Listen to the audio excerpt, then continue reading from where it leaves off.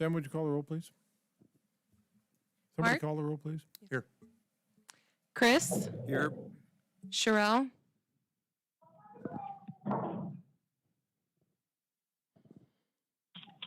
Dan, Here. Barry, Louise,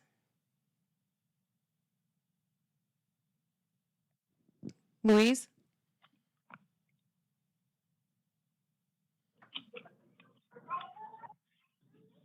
can you guys hear us?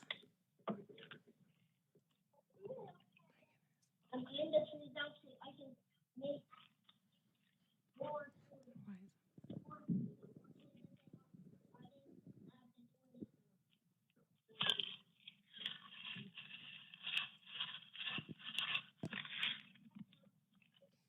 Sound is not working. Hey, this is Louise. Can you guys hear me? Yep, can you hear us? Yep. Okay, perfect. Adam, Here. Shane, Tate. We have a quorum. We will proceed. The minutes from November 18th. What are your wishes? Motion approved. And a second. Second. All in favor? Aye. Aye. Opposed? Motion carries. New business, one item on the agenda. Who wants to lead us off? I will. Good evening, Commissioners. Sam Miller, County Planning. The first and only item on the agenda is LU-0146-21. Mr. Holte, on behalf of Tsunami Properties LLC, is requesting a conditional use permit for a caretaker's residence on an approximately 5-acre parcel. The property is currently zoned rural commercial. Rachel, do you mind putting the map up quick? Yeah. Okay. So a little bit about this property. So as I said, the applicant's requesting a conditional use permit for a caretaker's residence. In your packet, you'll see a site plan of, there's some existing buildings out there. There's a garage, a house, and then a larger office/shop. So the predominant use on this property is a company called Gravity Rentals, and they are an industrial equipment rental company. The applicant or the employee that lives in the house on the property is an employee of that Gravity Rentals. So currently, like I said, there's a garage shop, home, and an office shop building. So in 2016, this sublot was created and rezoned to commercial.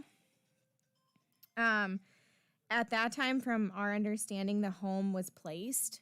The home, we can't find record of a certificate of occupancy, and it was kind of placed without our knowledge at that time, but it's been, there's been a resident in that home since 2011 from what we can find, and there's never been any complaints about it.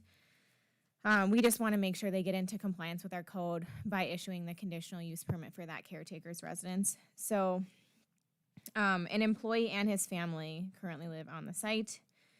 Like I said, there was never a CO issued, and I spoke with our building official, and he stated that because the home is so old, he wouldn't require a CO unless required by the Board of County Commission. A de minimis effect study was done by the Water Resource Board back in April of 2021. That was done because they put up the shop, which you can't see right now because the aerial imagery is a little outdated, but there is a big shop office space. The reason this kind of came to our attention was because originally the applicant had applied for a building permit for cold storage, which wouldn't need a building permit. So we just said, okay, you can go ahead and build. Well, the assessor's department went out there and realized, well, it's office space, and so they need to go through the permitting process. While we were out there to issue the stop work order, we saw there's a house out there, and so we were kind of concerned. We wanted them to come into compliance and get this CUP. So that's a little bit of the history. Really, our only comment is to adhere to our zoning ordinance and subdivision regulations, and the township did recommend approval for this. So that concludes my presentation unless you guys have any questions, and I'm not sure if the applicant's on. He said he was gonna try and call in, but sometimes our system doesn't work the best. So if you have any questions for me, I'd be happy to answer those. Sam, is it a modular home or stick built with a basement or what is it? I think it's a modular. So there's no foundation under it or anything? I don't believe so because it wasn't given a conditional or a certificate of occupancy. We really don't know. It was never applied for, the house, so we don't really know. I guess I couldn't tell you what it is. So I guess my concern is, does the building inspector go out and make sure that it's up to code, that there's a foundation, it isn't just sitting on a bunch of piers or something, or how do we go about this? Right. So that was my concern, and that's why I talked to the building official to see if he would make them get a certificate of occupancy. And he said, you know what, it's fine. They don't need to get one unless you all would recommend to the Board of County Commission that they receive their certificate of occupancy and go through the inspections. Well, I think we'd want to, wouldn't we?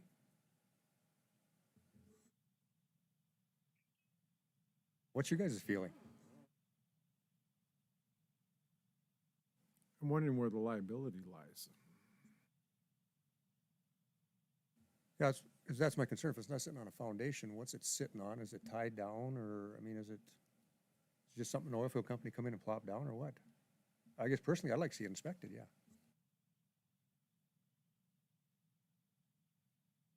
I don't see the downside.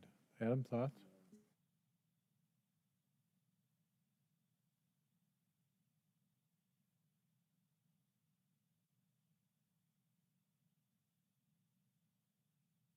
If they had an issue with that, but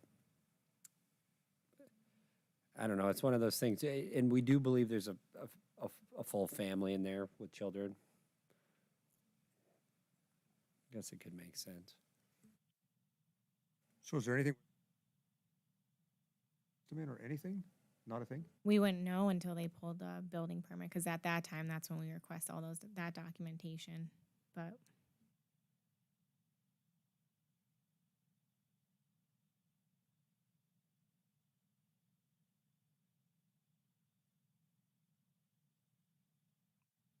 Why don't we open the public hearing and then come back to further discussion? We'll open the public hearing on the application.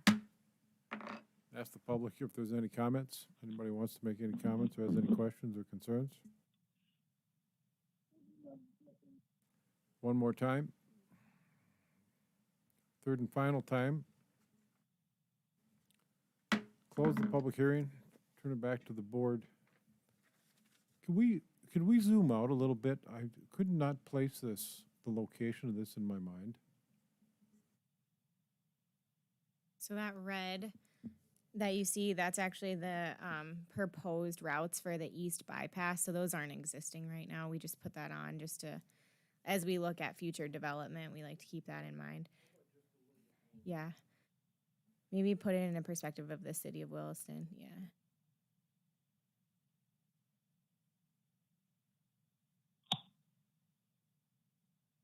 Rachel, maybe just like draw a line on where County Road 7 is.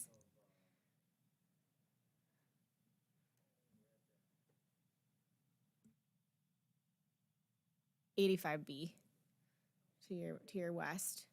Yep.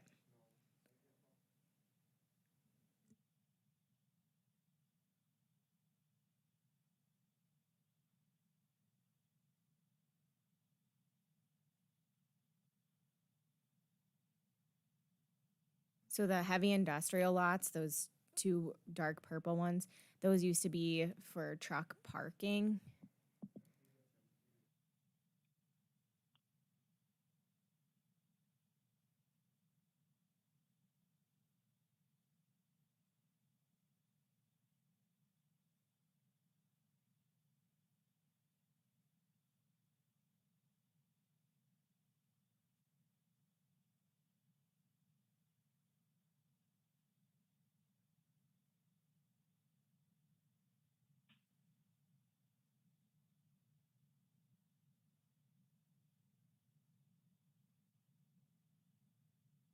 And just for a little bit more context too, so the applicant was saying that the employee that lives on the property, so like I said, they're industrial rental equipment company, so they're having people come in all times of day. So it wouldn't be unreasonable to have an employee be out there to check people in, check people out. In a conditional use permit for a caretaker's residence, that is something that we kind of look for. I mean, the definition of caretaker's residence is someone that needs to be on site at all times. So just kind of input there. Yeah, don't get me wrong, I'm not against it. I just think for safety, I think it should be checked for, where the propane tanks are at and the sewer and some. I would Just like a agree. normal building would be, Yeah. if you come in to do it new. Yeah, and our fire inspector did go out there just because he was concerned too. But I think I would agree with you. Well, why don't we pass those concerns on to the commission with whatever motion is made? I was gonna say, I'll make a motion to approve the caretaker residence with staff comment, but I would like to see the inspection process done just like it's a new house. I mean, just for safety concerns. Whatever the commission wants to do, but I'd like to see it done. Second? Second. Further discussion? You're thinking like a staff review, or do you want a full CO or? No, I'd just like to see a walkthrough from the inspector, Okay. just to make sure that there's a foundation under it, that the sewer has been put in correctly, the electricity's coming in right, just safety concerns. Just normal everyday stuff you do if you build a house that you have to go through. Any other comments? Roll call, please. Chris, Yes. Mark, Yes. Adam, Yes. Louise, Yes. Dan. Yes, motion carries. Thanks. Anything further? Motion to adjourn. We're adjourned.